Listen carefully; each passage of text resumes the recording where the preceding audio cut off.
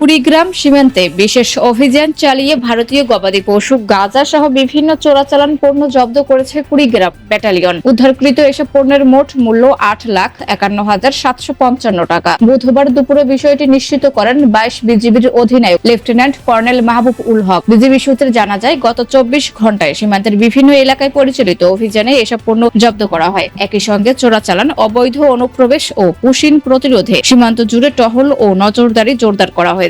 BGB জানায়, সীমান্ত এলাকায় আইন শৃঙ্খলা রক্ষা এবং অবৈধ কার্যক্রম প্রতিরোধে তাদের সদস্যরা সর্বোচ্চ সতর্ক অবস্থানে থেকে দায়িত্ব পালন করছেন। এ বিষয়ে অধিনায়ক লেফটেন্যান্ট কর্নেল মাহবুব উল হক বলেন, সীমান্ত অপরাধ দমনে বিজিবি জিরো টলারেন্স নীতিতে কাজ করছে এবং দেশের সার্বভৌমত্ব রক্ষায় তারা প্রতিশ্রুতিবদ্ধ। সানিয়া খান, তালাশ, বিডি, ঢাকা।